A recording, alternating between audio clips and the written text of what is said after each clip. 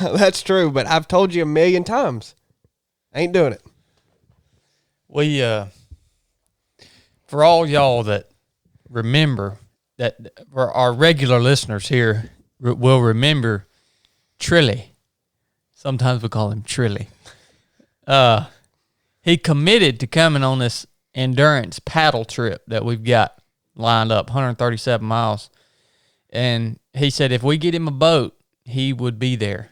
And now he's refusing to go on it now. Really, why are you, I do want to know, why are you refusing to go on the trip? It's very similar to mountain biking. Paddling is. Have you ever done anything like this before? I have paddled in a boat, but not at all like that. I mean, I haven't done 137. You haven't either done 137 miles. He ain't trying to back out either. That's the adventure of it, though. You know what? I'm not trying to back out either because I never actually committed. It's on the podcast recorded. Who thought, anybody listening, did you think I was being serious? I'm a jokester. I'm a joker. I mean, that's why they call it. Well, I'm Trilly. I'm a joker. If you want to discredit sin and call it joking, if you want, I mean, just say it. I'm a liar. Just say that. I mean, I didn't lie. You said you was going to do something. Now you said you ain't. That's lying in its purest form. From the very beginning, I said, nope, I ain't doing that. Chad was like, well, don't you think this paddle trip's a good idea? I said, no. Sounds awful. I was counting on you to catch an alligator. I think you might be the one that's crazy enough to catch a live alligator. Well, so that we could eat it for dinner one night. You're going to have to do it now. Well, hey. Y'all going to go hungry then. I don't know what. Going to rely on that. I don't know what to say. I think it's going to be a grand adventure. Oh, y'all going to have fun. I think it's going to be challenging. I can't believe you're not going. Y'all are going to have lots of fun. Well, guys, welcome back to the 3 of 7 podcast. We're going to talk about today, well, I don't know what we'll end up talking about. What's on my mind is what it means to be full, whole, and healthy, because I was asked that question. And so we'll dig into that in just a little bit. I want to thank you guys so much for sharing the podcast. Well, first for listening. The rest of you guys that have decided to share the podcast, I want to thank you for that because it helps us tremendously grow the show, and that's what the show has to grow if we're going to do it, because it takes a lot of time to put the podcast on, and we at least like to see it pay for itself. So we appreciate you guys that do share the show, and we especially appreciate you guys that support us on Patreon. It means a lot. We love the community that we have over on Patreon, and eventually we'll be transitioning a lot of those members. Hopefully, come over to the app that we have in the works right now. I got a lot of cool ideas for the app. I can't wait to see that thing come alive.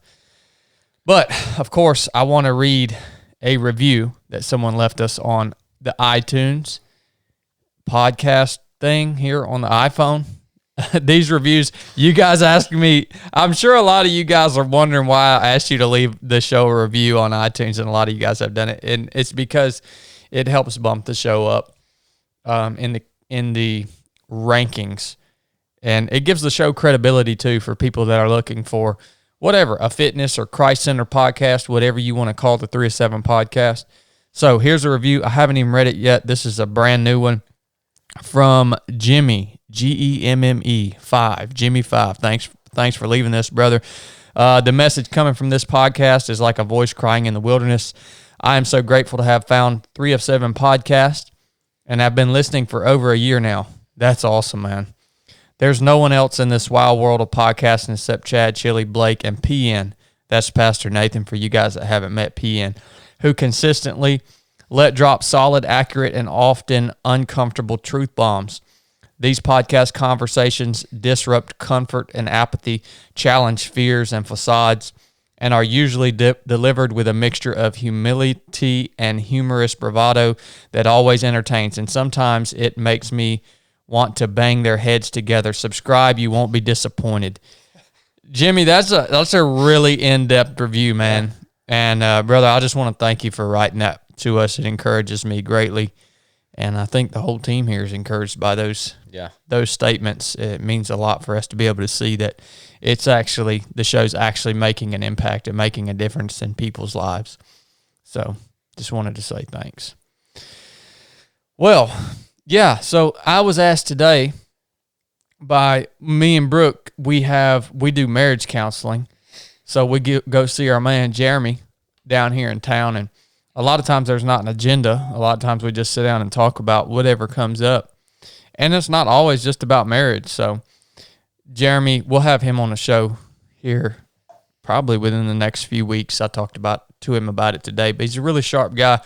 But he asked me a question as Brooke and I were trying to assess where we were in life of if you could put a percentage on your life, where you are in life as far as a percentage on your capacity,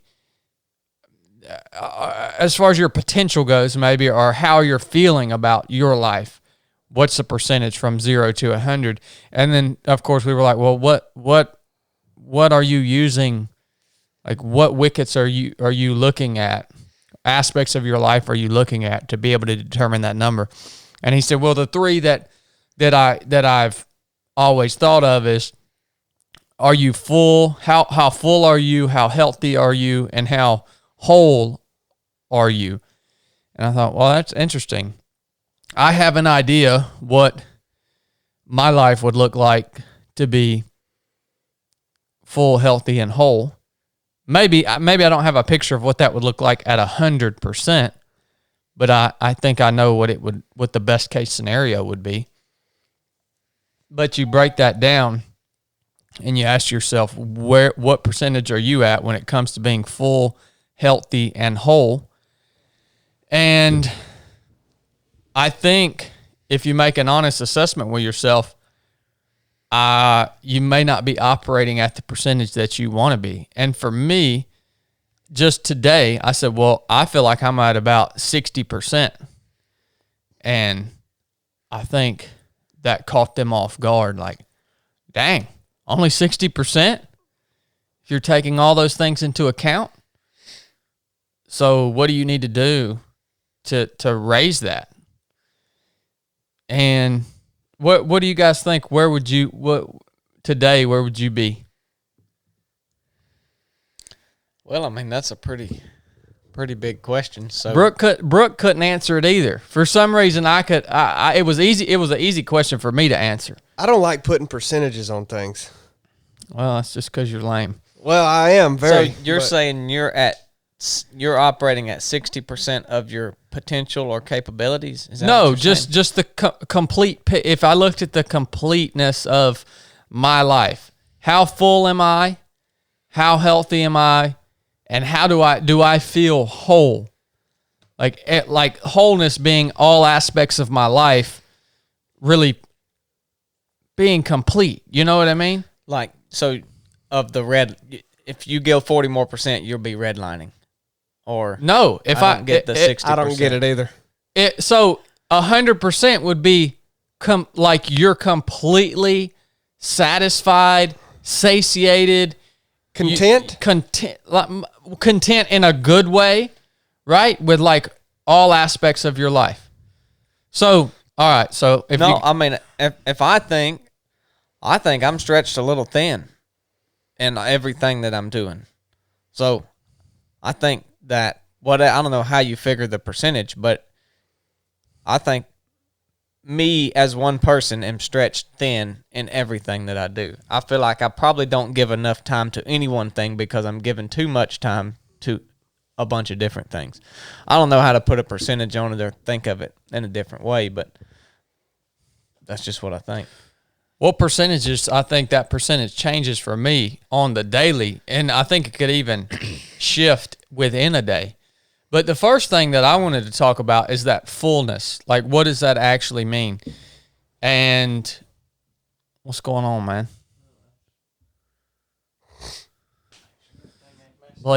Blake's messed up the podcast machine here. You paired your phone to it, getting all your alerts.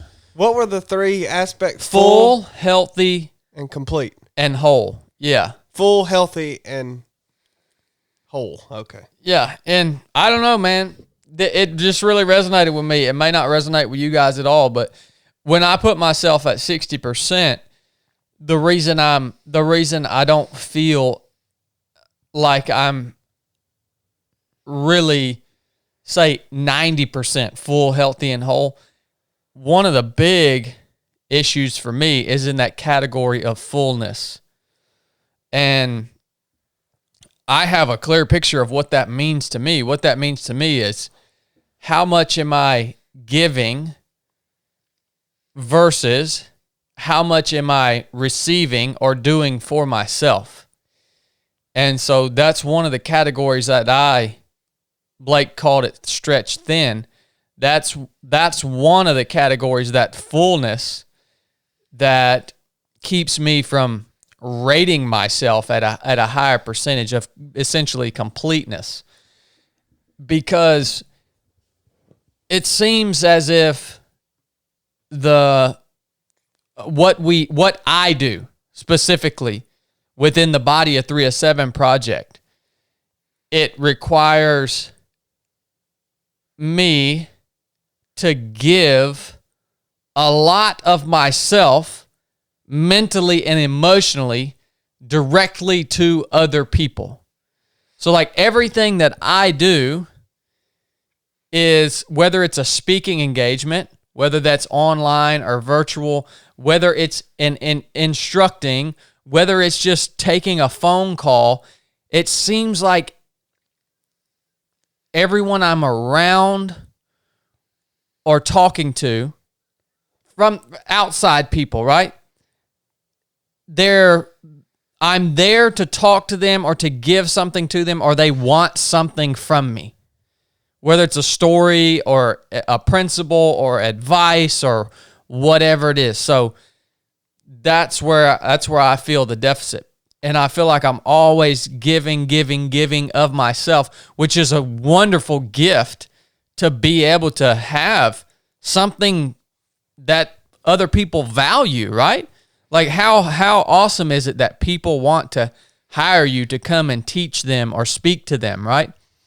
But that takes a lot out of me, and I don't feel like I recoup what I give. I don't feel like I make the investment back into myself on a regular basis to recoup that, whether it's doing something for myself or it's receiving something from somebody else that's going to help fill me up. Well, what fills you up? And make me full. But what? So that's a good question. In my mind, when do I feel the most full is like hunting is a big one. Like taking time, like a block of time because that's so, for me, I love it so much. And it's time for me where nobody else is bothering me and I'm so honed in and focused. So hunting is one. I think for me, the paddling trip, that's what that is for me. It's an opportunity for me to fill myself back up. I think in some ways running does that for me, but I think running does it on a very small level. Like running has just become what I do.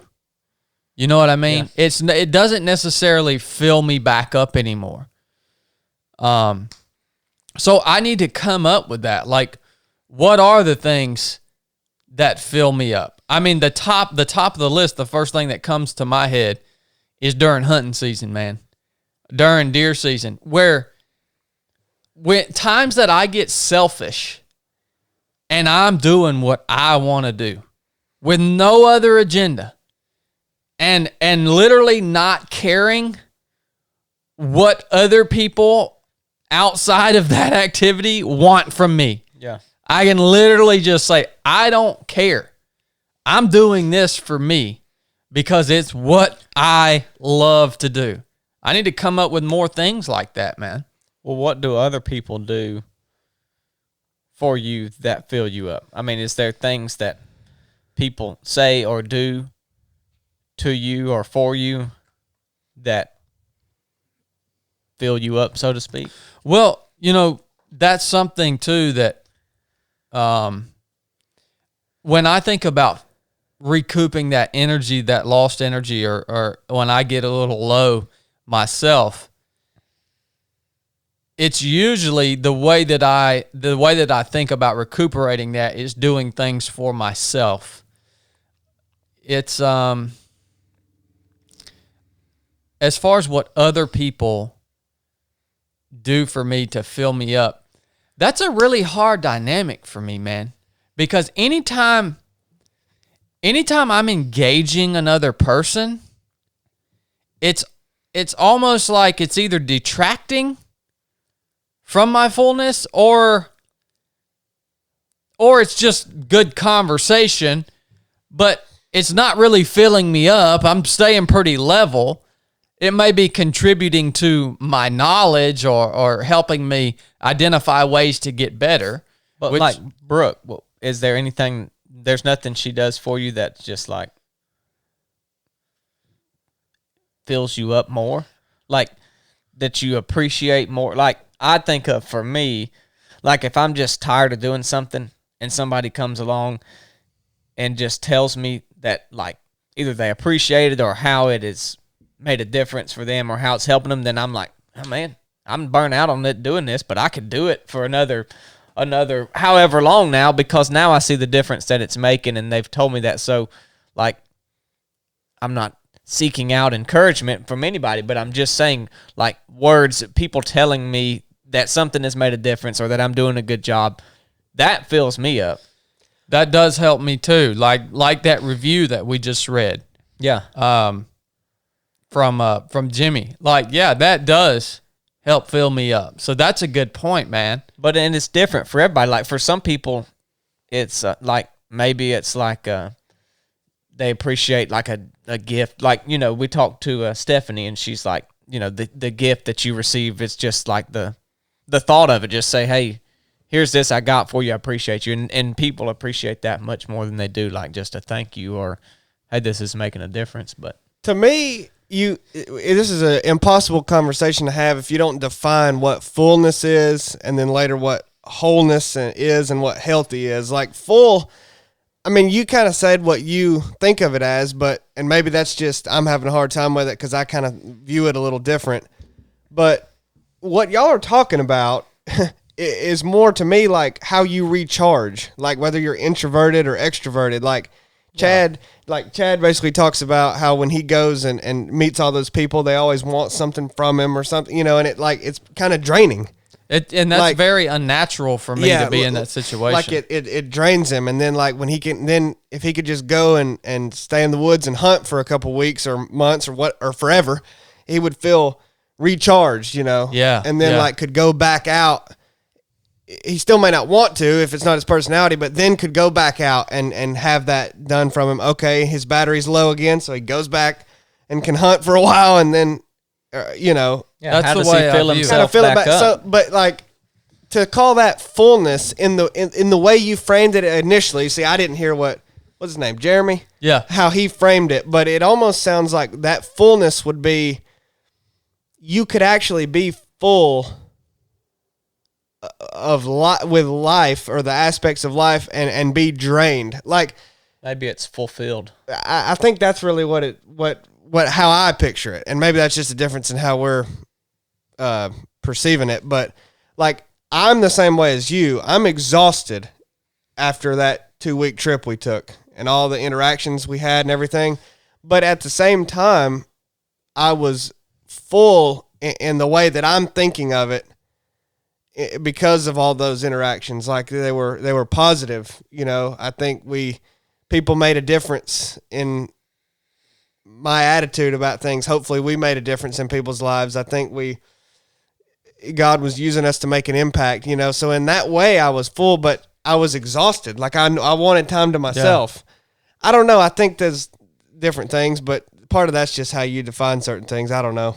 But if you want to if you're looking at fullness in terms of just your ability, like your energy levels almost. It's almost a selfish thing. Like when I say full, when I'm full, I'm more willing to contribute to other people. Like we did on our trip out west. That sounds to me though like what does not being full look like? I picture lacking something. So maybe it is lacking the ability to give somebody your full self. That's what not being full looks like to me. I don't know. It looks like to me an unwillingness to pour into other people. That's when I know that like I'm not full. So like that's how I gauge it. I'll give you an example of this. Just the other day, Kat was doing whatever with Blakely, and me and Joe were home, and I turn on the Disney Channel. She's snacking, so we're just going to watch a show or whatever. And when I'm looking through there, they've got these categories of movies that you can watch or browse or whatever. And so one of them is just for like it's inspired by black people. That's the category. The other one is for female leaders.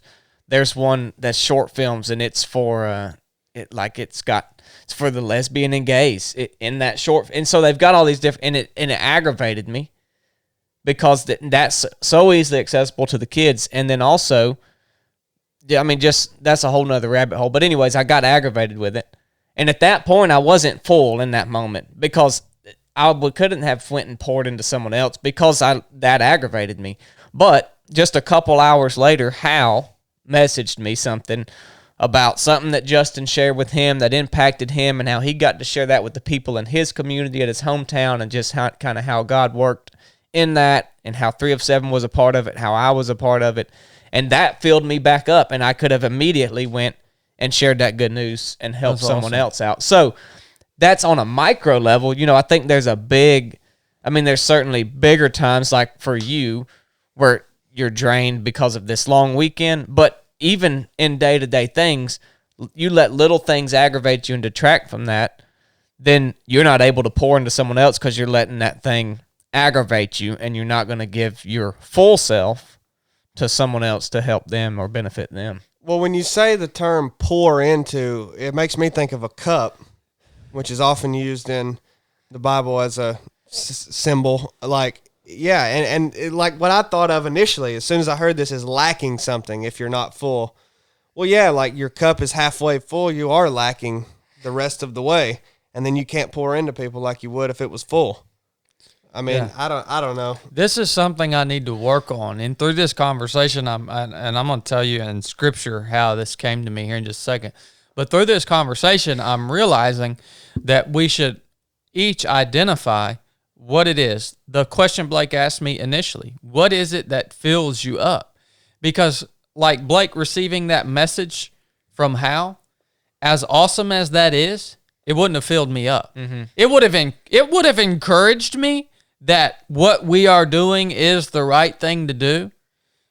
And maybe it would have, probably, I say it wouldn't have filled me up. It would have put something extra in my tank. Yeah. So it would have raised my tank level a little bit. But it ain't gonna raise my tank level like a week in the deer stand hunting deer. So it's like that's something I think that's important for all of us. And Jesus, in my mind, he knew when he needed to fill himself up. And just in a short few pages here in Matthew, and I'm speaking here on such a small scale to what Jesus experienced during his ministry, but there are so many points here just in a few pages in the book of Matthew where it says Jesus sent the multitudes away. Mm-hmm. He sent them away, and he departed into some quiet place or some wilderness. Here's one right here in Matthew chapter 14, verse 13. When Jesus heard of it, speaking of the beheading of John the Baptist. When Jesus heard of it, he departed by a ship into a deserted place apart. And when the people heard of it, they followed him. But it goes on to say he was moved with compassion towards them. And once they followed him, and he then turned to heal their sick and speak to them. But once he was done, he turned away. He sent the multitudes away and departed into a quiet place. It's like he had the perfect picture of being full, being whole, being healthy, being complete, right? And so in his ministry, I think there are certain moments in time where we can say, Jesus had this multitude in front of him. Why didn't he just stay there 24/7, healing the sick, preaching the gospel, sharing these parables with them, teaching them? Like, why did he ever stop? It was because, like, there were certain points where I assume he said, okay, I need to, you guys need to go away. I need to go out here into the woods and spend some time with my Creator. With Jesus was God, but with my Father. Yeah, with my Father. Yeah. The Father. The Father. Yeah. Filling myself back up. Yeah. So like for me, finding that balance of when is the time for me to say, hey guys, I gotta send the multitudes, whatever the multitude is for us. It may just be a few people. I gotta say no. I gotta send them away, and I gotta retreat to a deserted place. Yeah, I mean, and fill myself back up. You know what I mean? Me and all of my metaphors, I think like a rechargeable battery, right? You put it in a flashlight, and it does its job until it's out, and then it can stay with the flashlight, but it's of no use to it anymore, and it has to be taken out and returned to the charger and filled back up, and then it can go back and do its job again with the flashlight. Whereas the flashlight is the people or the audience you're speaking to, you're the battery, and the charger would be God. You know, if I digest that story I just told, really, the message Hal shared with me, it helped me, but it really what helped me was that I saw the evidence of God working and using us, and that is what encouraged me to say, you know, if I don't like what was draining me, then I need to do what I'm doing now and do good to change that so that it's not an issue anymore. Yeah. So, and I don't know if any of you guys listening struggle with this, or if you guys are listening and you've identified the things that fill you up, shoot us a message and let us know what that is, because I want to hear how people recharge and how it's different for everybody. And have you ever had a problem in business, if you're an entrepreneur or a business owner, saying no to opportunities because you simply feel like you're not in if you feel like you're not in a place where you can give the best of yourself to your team members, to the people that are seeking something from you? Have you had a problem saying no to those opportunities? I have. It's almost like, to me, this entrepreneurship, this business, this ministry, whatever you call it, it's almost like, we'll use another metaphor, like the river we're going to go paddle. The easiest route is just to keep saying yes and go with the flow. That always seems like the easiest route. The river's flowing in a certain direction, and you just keep saying yes, and you just keep going with that flow. But, you know, I think in a sense, it's good to back up at some times and say, well, what about the quality versus the quantity? Yes, I can say yes next year to 50 speaking engagements, and we can make a whole lot of money.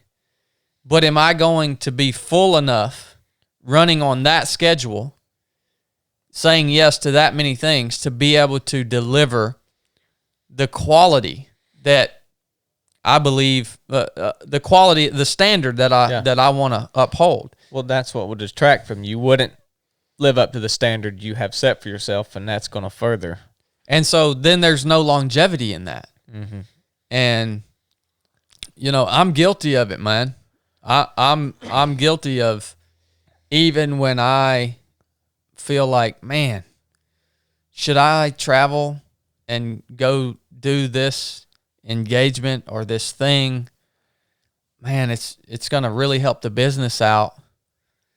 Should I do it? I'm guilty of always saying, yes, let's do it. It means whether it's a significant amount of money or impact or opportunity. When I think there are times, and there will be times in the future, where I should recognize the fact that, man, I don't feel very full right now. I don't feel very willing to go and perform this task or hold the standard and give the quality that people expect. So I just need to back off and go somewhere to fill myself up. I need to turn the multitudes away, in a sense, as we speak to Scripture, and go and recharge myself, man. Well, and it's just as much your team's job to identify what fills you up as it is yours, because sometimes it's hard for us to identify that. And if you do, and you say, hey, this is what I like, this is what helps me, if your team hasn't identified that yet, then they're not going to be filling you up, because even if you tell them, they don't really understand it. So, I mean, there's a book. It's kind of, I mean, it's all right. Some people like it, some don't. But it's about love languages, isn't it? And essentially, it just says that everybody receives love and feels appreciated in different ways. Like some people it's through words, some it's through gifts, some it's through affection. So it's all different, but it goes beyond like your spouse. It could be with your teammate. It could be with your kids, be with people at work. Like what fills them up is essentially what the book talks about, and how people receive it in different ways. So identifying that within your team, within your family, whoever you're working with or around, is just as much your responsibility as it is them to identify their own.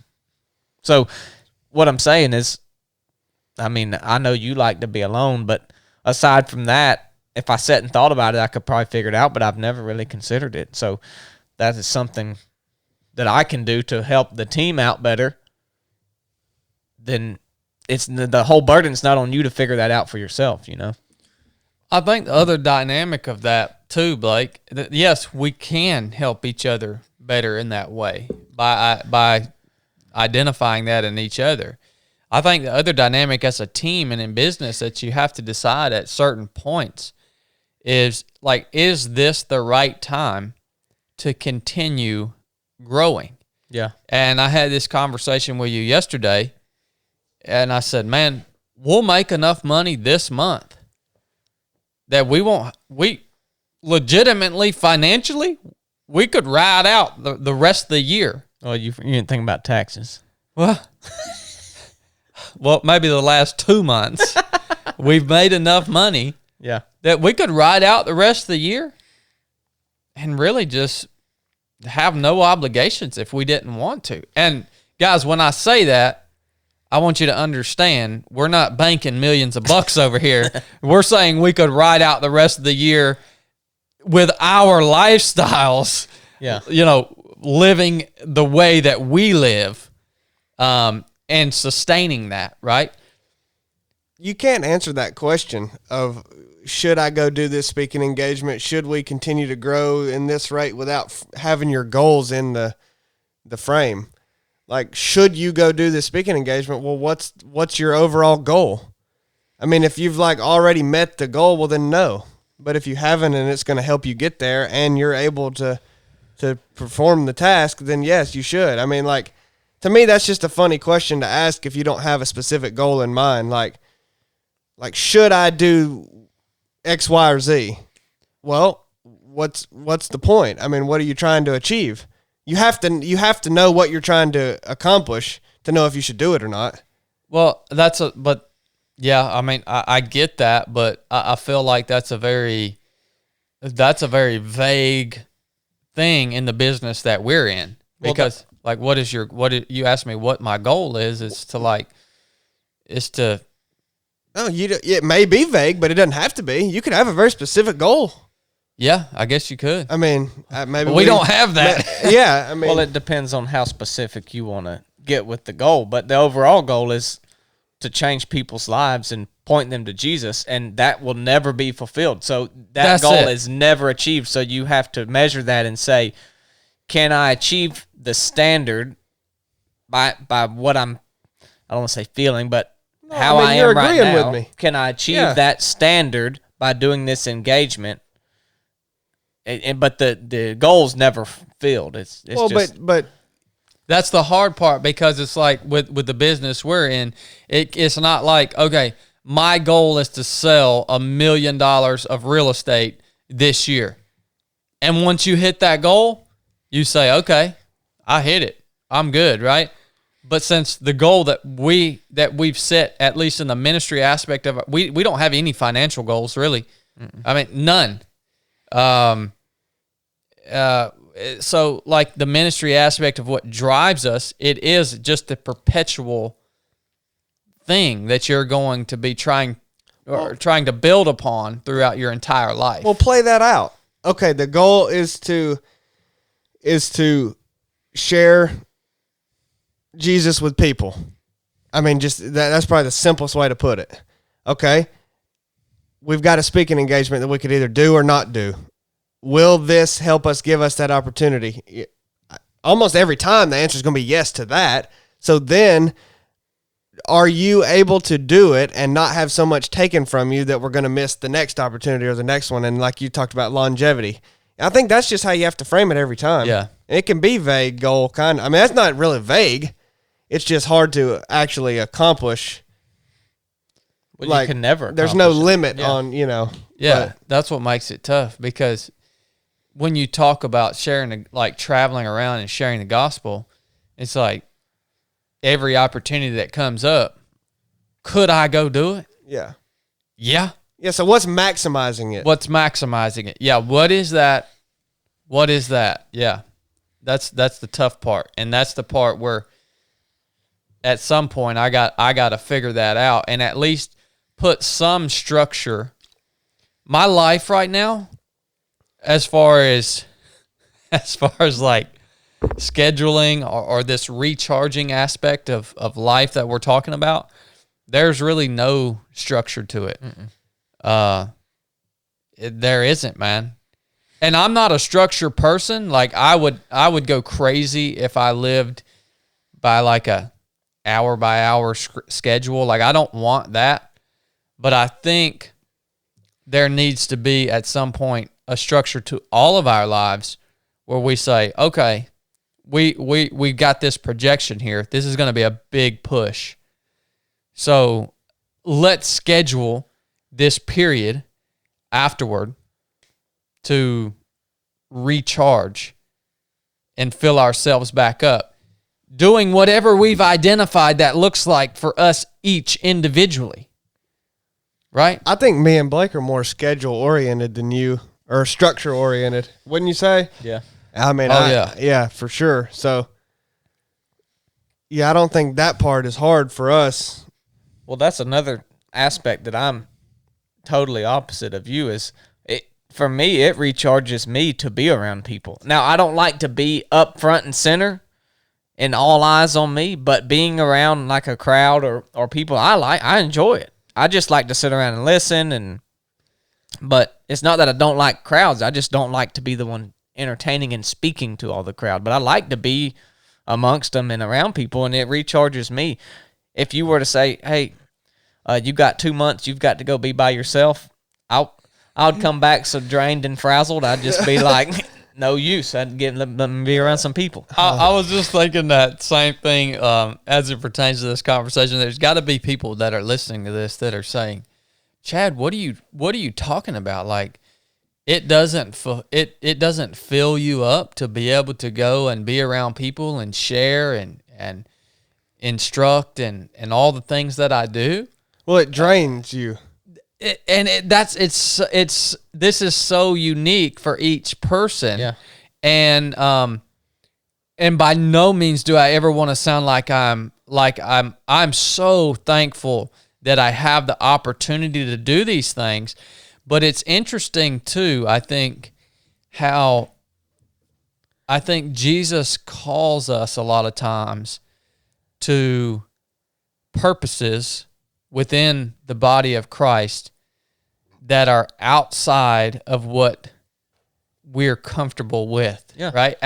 He calls us to a purpose that he knows is going to significantly stretch our ability to rely upon ourselves and to stay full, right? Because inadvertently, what that does, it makes total sense now that I think about it, why he does that. Because it points you back to dependence on him constantly. And this is something I'm struggling with right now. I have to learn this lesson over and over and over again in my life, as I always will, when things get busy and things are growing and I will always revert back to reliance on self. And that's when I go like slap on to E. It don't take long after I revert back to that reliance on myself to hit the bottom of the freaking tank, man. To where I'm just like, I can't do anything. So I have to learn that lesson over and over again in life, man. Well, I think crazy. With me, that's why I don't like calling it full when you talk about getting around other people and it draining you, because like in a way that does fill me up. It's like fulfilling, if you can be around those people. But the way to put it is my energy levels are drained from that. Yeah. It's like I am fulfilled by it, but if I'm a battery, I need to be 100% when I go into that situation, because I'm going to be low coming out of it. You know what I mean? Delayed fulfillment. Yeah, well, I mean, I think it's two different things. It drains me mentally and my capacity to do anything, but deep down, I appreciate the purpose of it. It fills your soul but drains your body. Yeah, that's probably a better way to put it. Yeah. Well, takeaways from this conversation. Take some time. That was a great question Blake asked right off the bat. What is it that fills you up? Whether it's things that you can do for yourself, if that's the way you tick, or things that other people can do for you, right? And I think pass that along to your team members and have that identified in your head. What fills you up? And I think, too, for me, the second takeaway is looking at your future schedule and saying, okay, this is going to be a tough block here. I need to have a plan after this to go and do something that is going to recharge me immediately following this hard push. That way, you're back on your feet and ready to rock and roll after you're done. I would say 3, for me personally, I'm taking a lot of takeaways away from this conversation. This podcast is kind of a therapy session for me. I think 3 is knowing and being okay with when something comes up that I don't feel like I can deliver the maximum quality, the maximum of myself. Being okay with saying, oh, man, we got to say no to that one. We got to say no to that. That's hard for me to do, dude. That's really hard for me to do. And in our business, essentially that has to be a spirit-led decision, because you can't you can let your feelings play a little bit on it, but it would be easy to let them play too much, and say, I'm pretty drained here, but it could be just the most grand opportunity you have, and you say, I'm not quite full enough, and is there something you can do before, you know what I mean? Like, it would be easy to get caught up in basing that decision off how you feel. And in a sense, you need to, but there is also another aspect to it. That's right. Because the devil, who is a real enemy, could play off of that very, very easy. You're right. You have to be able to make a truly honest assessment. Yeah. And I think you have to seek God like you said, spiritually led through the process of that decision. Yeah. You're I think right, it's man. a real possibility that you could get back from something, be exhausted, and something else comes up, and you'd be like, "No, man, I'm too tired, don't want to do it." But the answer is you should go do it. That's a possibility. I think that is a possibility. Yeah. I mean, like you said, it definitely plays a role. If you're beat down, drained, exhausted, to like, hey, maybe we shouldn't go, but sometimes you still maybe should, just depending on. Because you can get strength from other areas than just recharging yourself. You know, when Jesus went to talk to the Father, he wasn't recharging himself because he was out there on his own away from everybody. He was recharging himself because he connected with God. And so there is supernatural strength that you can draw when there's a supernatural reason that you're there doing something, you know? Mm-hmm. But I'm not saying it's not okay to say no. It's okay to say no, but you need to seek higher counsel on that decision than just say, I don't really feel a real fool. I'm not going to say no. It's probably not okay to say yes or no on your own accord. Yeah, that's it. That's a good point. That's a really good point. And I can think of events that we've done in the very recent time frame where I should have really seek God in prayer for the answer either yes or no, because I was in the middle on some of the things we've done recently. But my default is always yes. Yeah. There we go, back to the reliance on myself, which is why it always ends me up with an empty tank. So I think that's key, man. I think that's key. Well, maybe on the next podcast we'll talk about what being whole and healthy means. I'm pretty good on the health end, but I feel like I am anyways. And then the wholeness, I think, is what we try to achieve through 3 of 7 project. So maybe we'll hit that on the next podcast. Thank you guys for tuning in. Hope you enjoyed it. Yeah, we'll talk soon. Enough said.